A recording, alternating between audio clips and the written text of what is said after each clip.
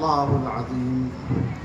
قال رسول الله صلى الله عليه وسلم: لتأمرن بالمعروف ولتنهون عن المنكر أو ليوشكن الله أن يبعث عليكم عذابا من عنده ثم تدعونه فلا يستجيب لكم، أو كما قال عليه الصلاة والسلام.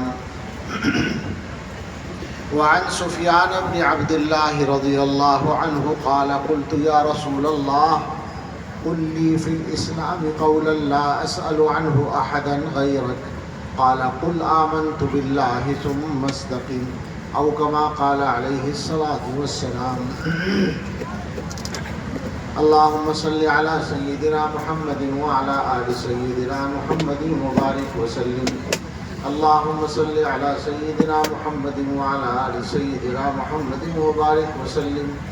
اللهم صل على سيدنا محمد وعلى آل سيدنا محمد وبارك وسلم.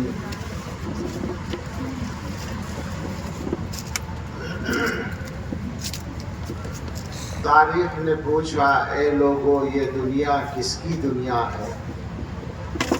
شاہی نے کہا: یہ میری ہے، اور دنیا نے یہ مان لیا۔ دنیا میں جو کچھ ہوا ہے اس کا خلاصہ ہے۔ تاریخ نے پوچھا: اے لوگو، یہ دنیا کس کی دنیا ہے؟ شاہی نے، کنگڈم نے، شاہی نے کہا: یہ میری ہے، اور دنیا نے یہ مان لیا۔ پھر تخت بچھے، ایوان سجے، گھڑیال بجے، دربار لگے، تلوار چلی اور خون بہے، انسان لڑے، انسان مرے، دنیا نے آخر شاہی کو پہچان لیا۔ تاریخ نے پوچھا: پھر لوگوں، یہ دنیا کس کی دنیا ہے؟ دولت نے کہا: یہ میری ہے، اور دنیا نے یہ مان لیا۔ پھر بینک کھلے، بازار جمے، بیوپار بڑھے، انسان لٹے، انسان بکے، آرام اڑے، سب چیخ اٹھے، دنیا نے آخر دولت کو پہچان لیا۔ تاریخ نے پوچھا: پھر لوگوں، یہ دنیا کس کی دنیا ہے؟ محنت نے کہا، جو سرمایہ دارانہ نظام کا مخالف نظام تھا، کمیونزم۔ محنت نے کہا: یہ میری ہے، اور دنیا نے یہ مان لیا۔ پھر روح دبی، پھر پیٹ بڑھے، افکار سڑے، کردار گرے، ایمان لٹے، اخلاق جلے، انسان نرے حیوان بنے، دنیا نے آخر محنت کو پہچان لیا۔ تاریخ نے پوچھا: پھر لوگوں، یہ دنیا کس کی دنیا ہے؟ مومن نے کہا: اللہ کی ہے، اور دنیا نے یہ مان لیا۔ پھر قلب و نظر کی صبح ہوئی، ایک نور کی لے سی پھوٹ بہی، ایک خودی کی آنکھ کھلی، فطرت کی صدا پھر گونج اٹھی، دنیا نے آخر آقا کو پہچان لیا۔ اسی پہچان کے لیے ہم سب جمع ہیں، اور اسی کے لیے ہماری ساری سرگرمیاں ہیں۔ اللہ تعالی ہم سب کے اس اجتماع کو قبول فرمائے اور نافع بنائے۔ شروع میں یہ عرض کرنا ضروری ہو گیا کہ برادر مکرم حضرت مولانا مفتی محمد احمد صاحب دامت برکاتہم نے جو فرمایا وہ حوصلہ افزائی کی انتہا، اور حقیقت تو یہ تھی کہ مولانا مفتی محمد احمد جو ہیں یہ بہت اچھی صلاحیت کے عالم اور بہترین خطیب ہیں، تو ان کی زبان میں، ان کی فصاحت میں یہ صلاحیت ہے کہ مردے میں جان ڈال دیں، تو کچھ ایسی ہی کوشش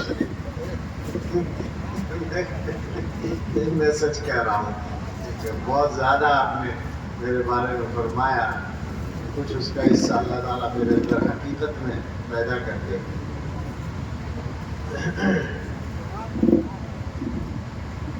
جلسہ آپ کا آخری مرحلے میں ہے، اور یقیناً بہت سے علماء کے خطاب ہوئے ہوں گے، اور کچھ پہلے ابھی برادر مکرم حضرت مولانا مسلم الدین صاحب دامت برکاتہ جو دارالعلوم دیوبند کے بہت محترم استاد ہیں اور آپ کے علاقے سے ان کا تعلق ہے، ان کا بیان آپ نے سنا ہوگا۔ مفتی محمد احمد صاحب نے جو اشارہ کیا بعض باتوں کی طرف، تو اسی سے میں فائدہ اٹھا کر 10-20 منٹ آدھے گھنٹے میں چند باتیں عرض کرنے کی کوشش کرتا ہوں۔ سب سے پہلی بات تو یہی ہے جس کی طرف نظم کے آخر میں اشارہ ہوا۔ ایک حدیث میں نے پڑھی ابھی، ایک صحابی نے حضرت رسول اکرم صلی اللہ تعالیٰ علیہ وسلم سے عرض کیا تھا کہ مجھے کوئی ایسی بات بتا دیں اسلام کے بارے میں کہ آپ کے علاوہ پھر کسی سے پوچھنے کی ضرورت نہ ہو۔ تو حضور علیہ الصلوۃ والسلام نے فرمایا کہ تم یہ کہہ دو کہ آمنت باللہ، میں اللہ پر ایمان لایا، ثم استقم، پھر اس پر جم جاؤ، اس پر پھر استقامت اختیار کرو۔ اگر ہم اپنے ملک کے حالات کو دیکھیں تو بھی، اور ساری دنیا کے تقریباً ساری دنیا کے حالات کو دیکھیں تو بھی، ہمارے سامنے جو سب سے بڑا چیلنج ہے وہ یہی ہے کہ ہم ایمان پر جمیں تو کیسے جمیں، اور ہمیں دنیا کی طاقتیں ایمان پر جمنے دینا نہیں چاہتی ہیں۔ یہ ساری دنیا کی صورتحال ہے۔ چیلنج بہت سارے ہیں، یقیناً ہیں، ہمارے ملک میں بھی بہت سارے ہیں۔ مسلمانوں کو سب سے زیادہ جو چیز پریشان کرتی ہے وہ معاش کے مسئلے ہیں، روزگار کے۔ ظاہر بات ہے کہ ہمارے ملک میں باقاعدہ پلان کے تحت راستے بند کیے جا رہے ہیں اور کیے گئے ہیں۔ یہ الگ بات ہے کہ اللہ تعالیٰ نے رزق کا معاملہ اپنے ہاتھ میں رکھا ہے، کوئی کسی کی روزی بند نہیں کر سکتا، لیکن مشکلات کھڑی کرنے میں تو بہرحال کامیاب ہوتے ہیں۔ بہت سارے چیلنج ہیں، تعلیم کے راستے بھی بہت کم ہیں ہمارے پاس، معاش اور روزگار کے راستے ہیں اور مسائل ہیں۔ لیکن اگر کوئی آدمی ایک مسئلہ جو سب سے بڑا ہو وہ متعین کرنا چاہے تو وہ مسئلہ ہے کہ ہم اور ہماری نسلیں ایمان پر کیسے جئیں اور ایمان پر کیسے مریں۔ یہ اصل مسئلہ ہے ہمارا، اور اگر اس مسئلے کی طرف سے ہمیں اطمینان نصیب ہو جائے، یعنی ہم محنت کر کے اس کا انتظام کرنے میں کامیاب ہو جائیں، تو سمجھیے کہ ہمارا سب سے بڑا مسئلہ حل ہو گیا، باقی مسئلے اس کے پیچھے پیچھے ہیں۔ لیکن ظاہر ہے کہ ہمارے مسئلے حل کرنے کے لیے کوئی دوسرا نہیں آئے گا، ہمیں اپنے مسائل خود حل کرنے ہوں گے۔ یہ بات اچھی طرح ہمیں سمجھنی چاہیے۔ اب آپ ذرا غور کریں کہ مسلمانوں کے مسائل میں کچھ مسائل دین سے تعلق رکھتے ہیں اور کچھ دنیا کی ضرورتوں سے تعلق رکھتے ہیں۔ ہمارا کیا حال ہے ان مسائل کے سلسلے میں، ہم کتنے سنجیدہ ہیں، اس کا ہلکا سا میں ایک وہ جائزہ عرض کرتا ہوں۔ دین کا معاملہ تو یہ ہے، بھائی آواز بڑھائیے مت، گونج پیدا ہو گئی، اتنی نہیں، پہلے ہی ٹھیک تھی۔ دین کا معاملہ تو یہ ہے کہ مسلمان آج کے حالات میں، اتنے مشکل حالات میں، مسلمانوں کی اکثریت نماز سے دور ہے۔ شاید 10% مسلمان ہوں گے جو نماز پڑھتے ہوں گے۔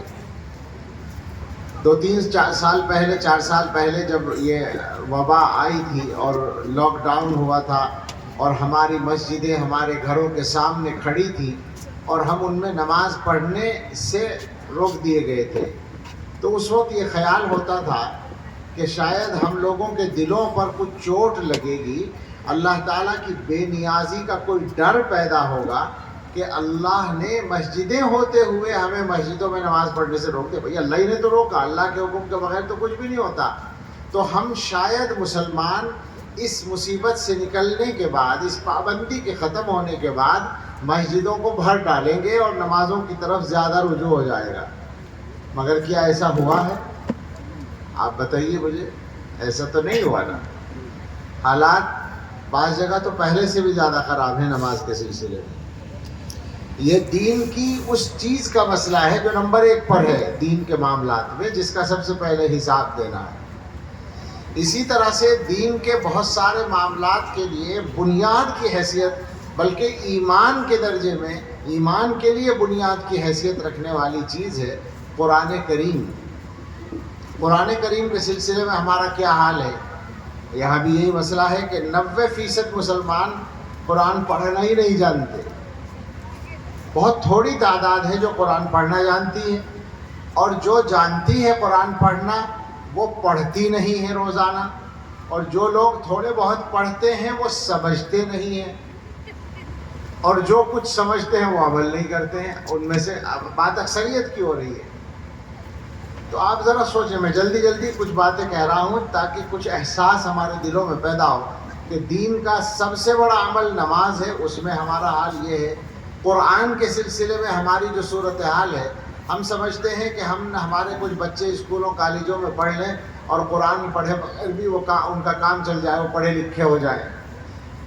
میں نے کہیں کہا بھی کہ کوئی آدمی دنیا کے معیار کے اعتبار سے کوئی آدمی مدرسے کا اگر پڑھا ہوا ہے تو، اور اگر اس کے پاس ڈگری نہیں ہے، یعنی مثلا ہائی اسکول اس نے نہیں کیا ہے، تو وہ پڑھا لکھا شمار نہیں ہوتا ہے. ہم لوگ جتنے بھی ہیں، چاہے وہ مدرسوں کے شیخ الحدیث ہوں، وہ پڑھے لکھے شمار نہیں ہوتے چونکہ ان کے پاس ہائی اسکول کی ڈگری نہیں ہے.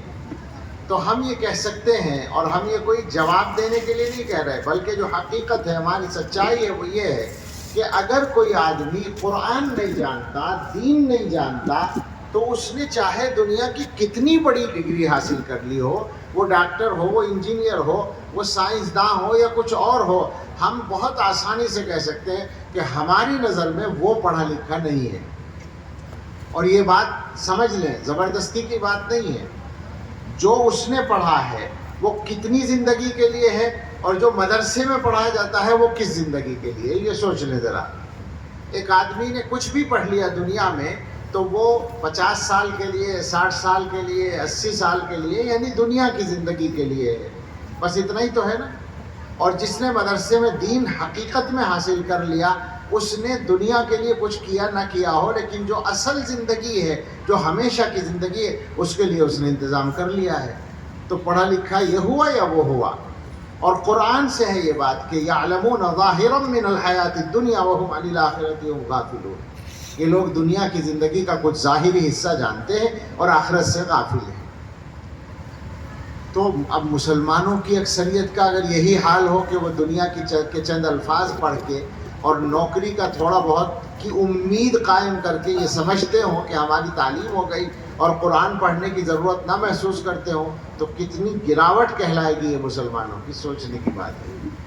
اس کے علاوہ اور جتنے بھی معاملات ہیں دین سے تعلق رکھنے والے، ان سب پر اسی طرح آپ غور کرتے چلے جائیں تو پتہ چلے گا کہ ہم نے اپنا حال خود بگاڑ رکھا ہے.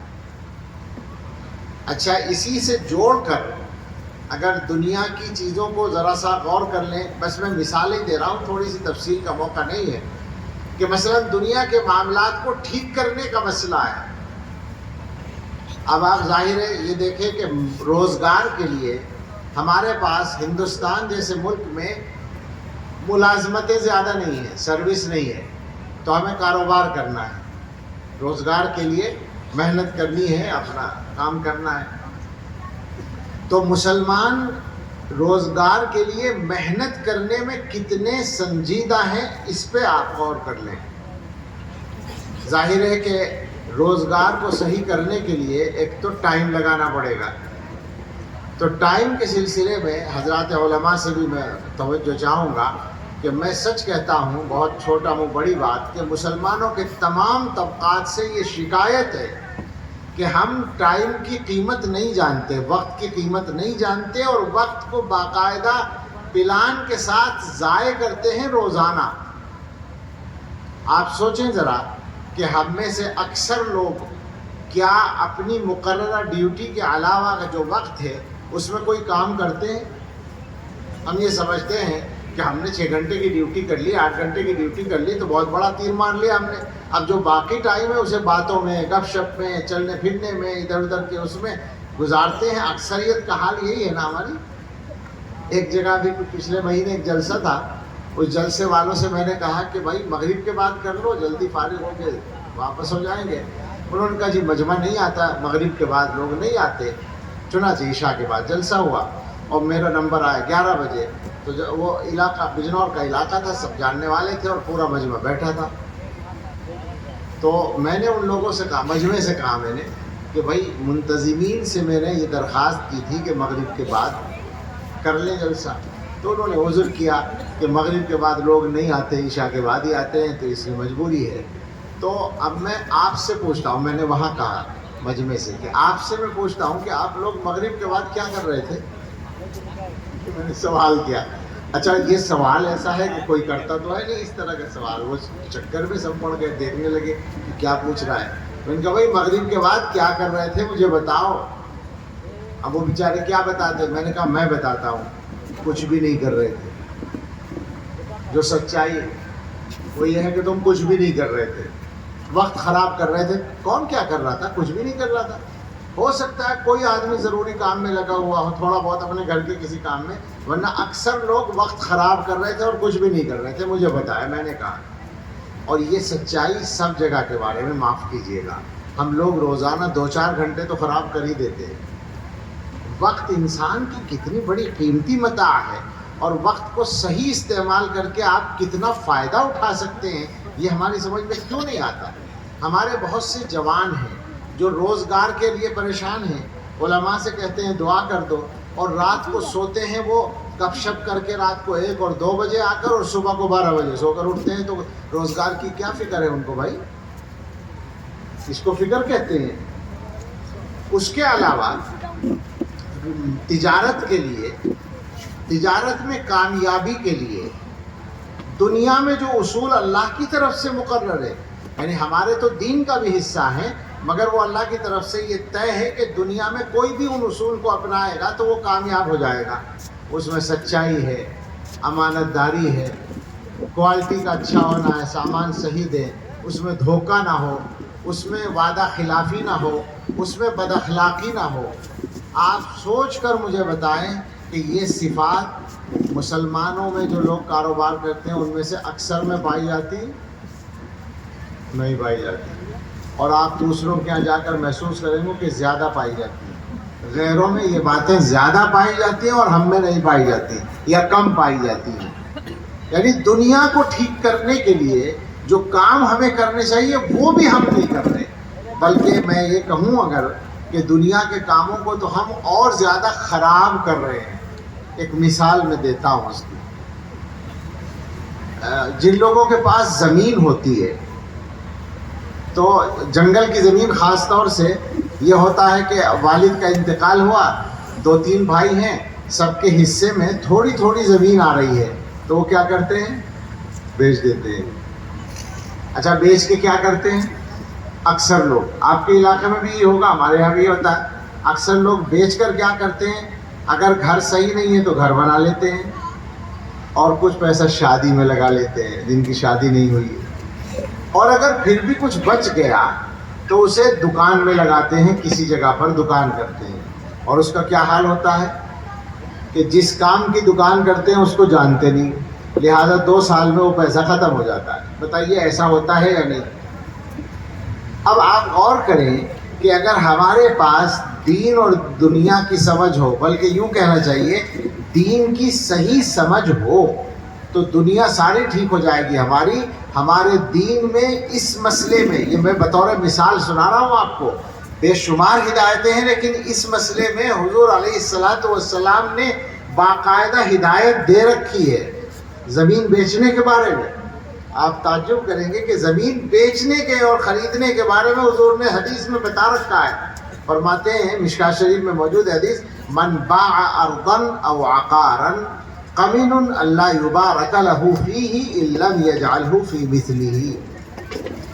جو آدمی کوئی زمین یا جائیداد بیچے, ذرا غور کر لیجئے گا, جن لوگوں نے بیچ رکھی ہو وہ سوچئے گا, جو آدمی زمین یا جائیداد بیچے وہ اس کا مستحق ہے کہ اسے برکت نہ ملے. یہ حضور فرما رہے ہیں. جو زمین جائیداد بھیجے گا اس کو برکت نہیں ملے گی. الا ان یجعلہ فی مثلہ، سوائے اس کے کہ زمین جائیداد ہی میں پیسہ لگا دے. زمین بیچی زمین خرید لو، کوئی دکان بیچی دکان خرید لو، جائیداد بیچی جائیداد خرید لو.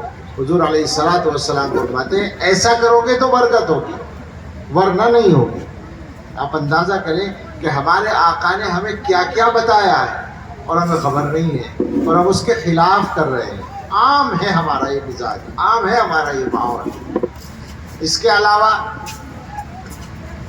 اپنے کچھ اور حالات کی طرف اگر آئیں تو سچی بات یہ ہے کہ تکلیف ہونے لگی ہے، بات کرتے ہوئے تکلیف ہونے لگی ہے، اس لیے کہ اتنی تلخ صورتحال سامنے ہے اور یہ سنی سنائی نہیں ہے. میں آپ سے سچ کہتا ہوں کہ کسی بھی لائق چاہے نہ ہو لیکن دارالعلوم دیوبند کی اور بزرگوں کی نسبت سے سارے ملک میں جانا ہوتا ہے تو میں آپ کو نام بنام بتا سکتا ہوں، کشمیر سے لے کر اور کیرلا تک اور گجرات اور راجستھان سے آسام اور تریپورے تک اور بیچ کے اکثر صوبوں میں خود گیا ہوں اور گزشتہ 6-7 سالوں میں اکثر بیانوں میں یا بیان سے پہلے یا بعد میں نے لوگوں سے پوچھا ہے 2-3 چیزوں کے بارے میں. ابھی تک ایک بھی مسلمانوں کی آبادی ایسی نہیں ملی ہے جہاں نہیں میں جواب ملا ہو. کیا ایک مصیبت جو سارے ملک میں اس وقت پھیلی ہوئی ہے، اگر آپ کے یہاں نہ ہو تو مجھے خوش کر دیجئے گا بتا کر، سودی قرضہ.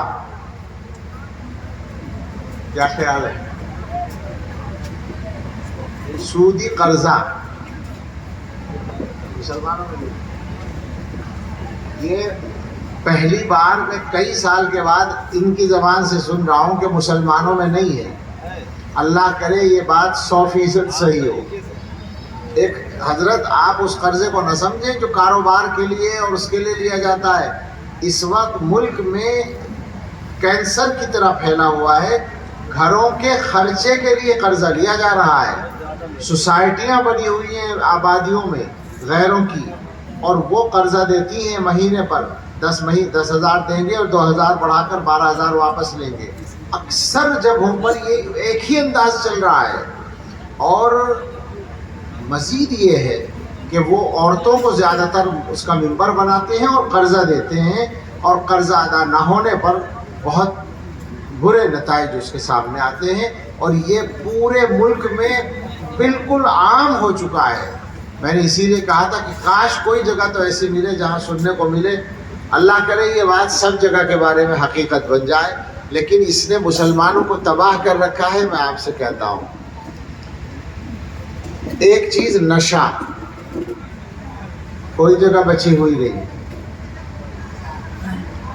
اسکولوں میں، کالجوں میں، یونیورسٹیوں میں، گاؤں میں، شہر میں، چھوٹی آبادی میں، بڑی آبادی میں اور اس وقت ملک میں مجموعی اعتبار سے مسلمانوں میں نشہ زیادہ ہے غیروں سے.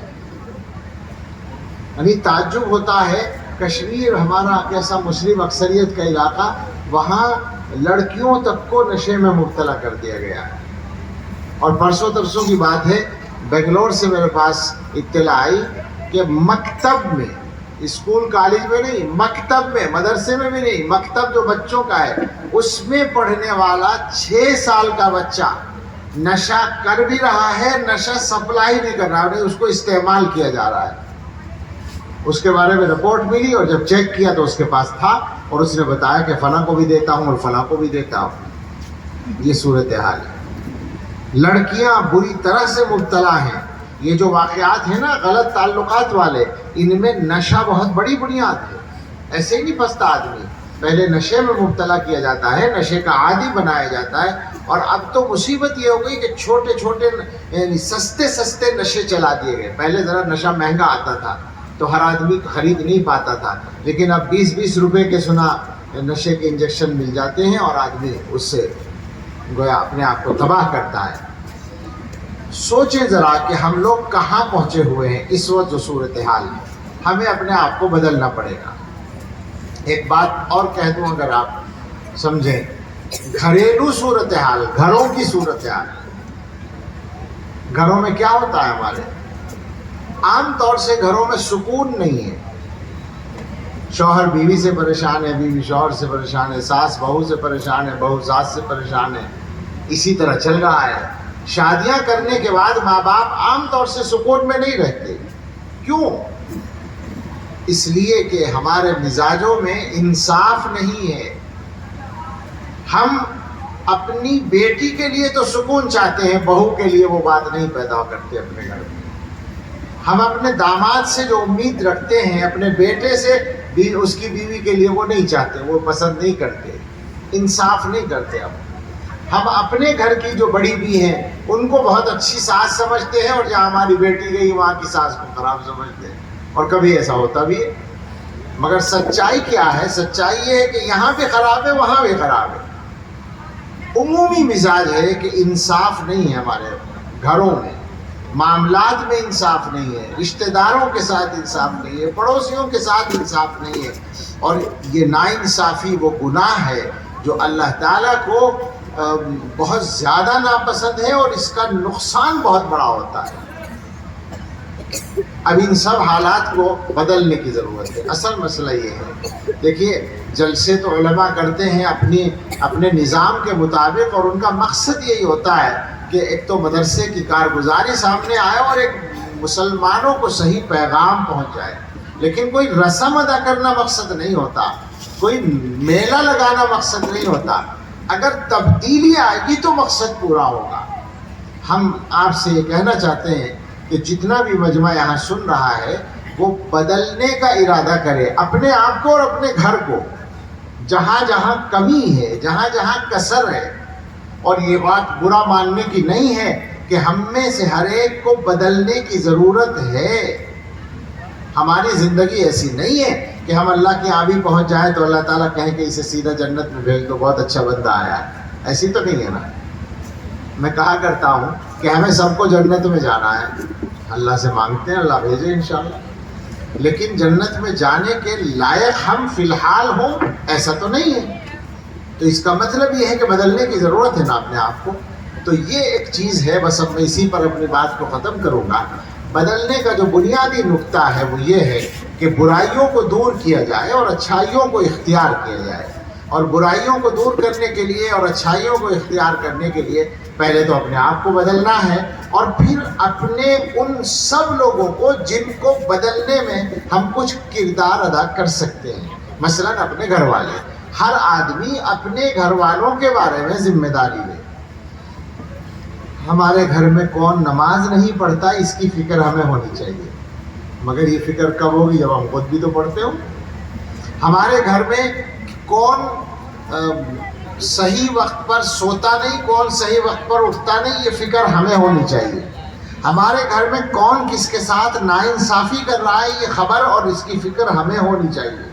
ہمارے گھر میں کس نے قرآن نہیں پڑھا ہے اس کی فکر اور خبر ہمیں ہونی چاہیے۔ ہر چیز کو دیکھیے اور بدلنے کی کوشش کیجیے۔ آپ ایک لفظ قرآن و حدیث کا سنتے ہیں جس کی طرف جو میں نے آیت بھی پڑھی ہے، امر بالمعروف اور نہی عن المنکر، یعنی اچھائیوں کے لیے دوسروں کو کہنا اور برائیوں سے روکنا۔ یہ اسلامی معاشرے کی ریڑھ کی ہڈی ہے۔ اللہ تعالیٰ نے یہ فرمایا ہے کہ تم سب سے بہتر امت ہو جو لوگوں کے لیے جس کو بھیجا گیا ہے، اور تمہارے 3 کام ہیں اصل جو صفات ہیں تمہاری، ان میں ایک تو یہ ہے کہ تم اچھائیوں کے لیے دوسروں کو کہتے ہو، دوسرے کے برائیوں سے روکتے ہو، اور اللہ پر یقین رکھتے ہو۔ اب آپ غور کریں کہ مسلمانوں کے معاشرے میں ان میں سے کوئی بات اعلیٰ معیار پر کیا درمیانی معیار پر بھی پائی جاتی ہے کیا؟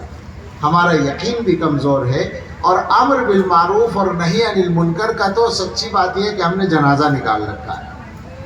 امر بالمعروف کا کچھ حصہ تبلیغی جماعت ادا کرتی ہے، سارا ان سے بھی نہیں ہوتا، لیکن ہم لوگ اپنے گھروں میں تو سرے سے نہیں کر رہے ہیں، اور نہی عن المنکر تو بحیثیت طبقہ کے کوئی بھی نہیں کر رہا ہے، کہیں کہیں کسی کا جذبہ ہوتا ہے تو کرتا ہے۔ کچھ علماء ہیں، کچھ مسجدوں کے امام ہوتے ہیں، وہ اپنی ذمہ داری سمجھ کے کچھ برائیوں کو روکنے کی کوشش کرتے ہیں، ورنہ عام مزاج یہ ہے کہ برائی ہوتی رہتی ہے اور ہمیں احساس بھی نہیں ہوتا کہ کچھ برا ہو رہا ہے۔ اللہ کی نافرمانی ہوتی ہے اور ہمیں احساس بھی نہیں ہوتا۔ بہت ہی خطرناک صورتحال ہے یہ کوئی رسمی باتیں نہیں ہیں۔ حدیث میں یہ بات ہے کہ اللہ تعالیٰ نے ایک مرتبہ حضرت جبریل علیہ السلام کو یہ حکم دیا کہ انقلب مدینہ کذا، فلاں شہر کو جا کر پلٹ دو، عذاب جا کے اٹھا کے پلٹ دو۔ تو حضرت جبریل علیہ السلام نے کہا یا اللہ اس بستی میں آپ کا ایک بندہ ہے جس نے وہ گناہ کبھی نہیں کیا جو جس گناہ کی وجہ سے عذاب آپ بھیج رہے ہیں۔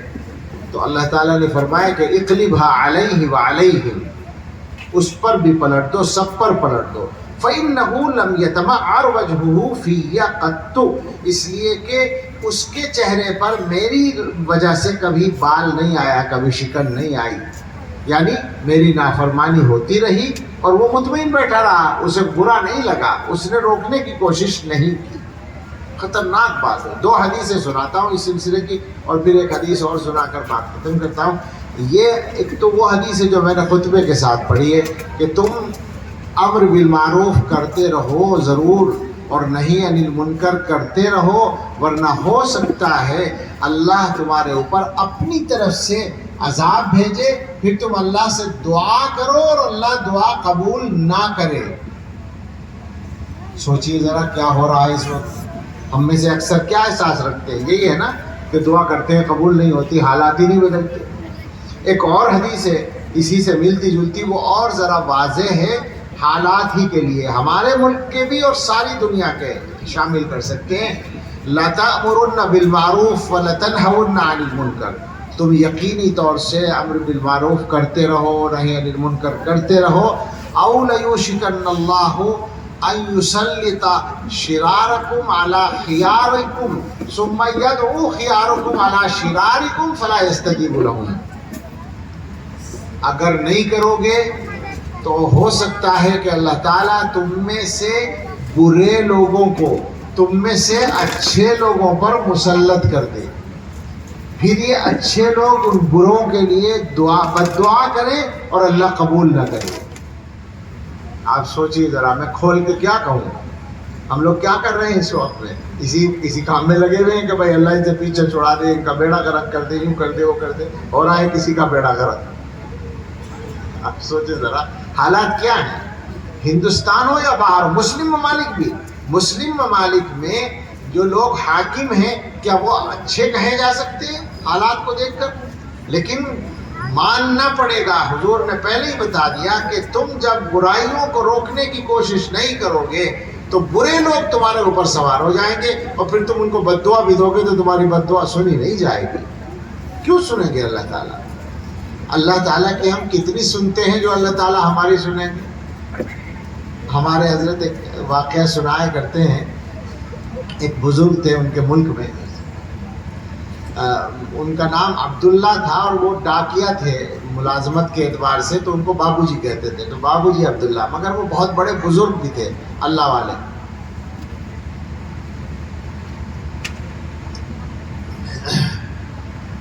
تو وہ ایک بات کہتے تھے، مگر وہ بات، اس بات کی اہمیت پیدا کرنے کے لیے میں یہ بتا دوں کہ وہ کیسے بزرگ تھے۔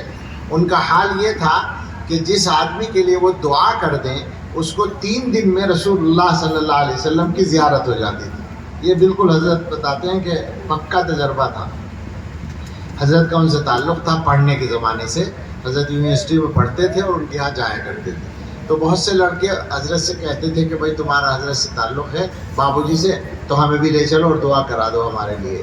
تو ایک مرتبہ حضرت بتاتے ہیں، حضرت سے میری مراد ہے حضرت مولانا پیر ذوالفقار نقشبندی صاحب دامت برکاتہ، وہ سناتے ہیں خود کہ مجھ سے بہت سے ساتھیوں نے کہا اور میں نے کہا ٹھیک ہے پروگرام بنائیں گے، تو 32 لڑکے تیار ہو گئے یونیورسٹی کے حضرت بابو جی کے پاس جانے کے لیے، اور وہ پہنچ گئے لے کر۔ تو بابو جی سے بتایا کہ یونیورسٹی کے لڑکے آئے ہیں آپ سے دعا کرانے کے لیے، تو انہوں نے فرمایا کہ میرے پاس ایک ایک کو بھیجو، اکیلے اکیلے بھیجو۔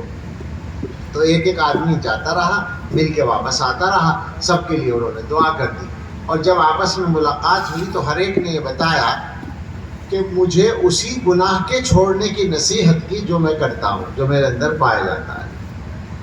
اس کے بعد وہاں سے واپس آ گئے اور سب کو اللہ کے شکر سے زیارت ہو گئی، ایک لڑکا رہ گیا اسے نہیں ہوئی۔ اب سب ساتھی بتا رہے ہیں ایک دوسرے کو کہ بھائی زیارت ہو گئی، حضور کی زیارت ہو گئی، خوش ہو رہے ہیں۔ اسے نہیں ہوئی تو اس نے شکایت کی کہ بھئی دیکھو ذوالفقار بھائی ہمیں زیارت نہیں ہوئی ہے، حضرت سے پوچھو کیا بات ہے. تو پتہ نہیں حضرت نے خط لکھا یا دوبارہ جانا ہوا تو ان سے بتایا کہ حضرت سب کو ہو گئی زیارت، ایک آدمی رہ گیا. تو انہوں نے فرمایا کہ تحقیق کرو وہ غلط عقیدے کا آدمی ہوگا. تو پتہ چلا کہ وہ شیعہ تھا، اس کو زیارت نہیں ہوئی. ایسی شخصیت تھی وہ. یہ فرمایا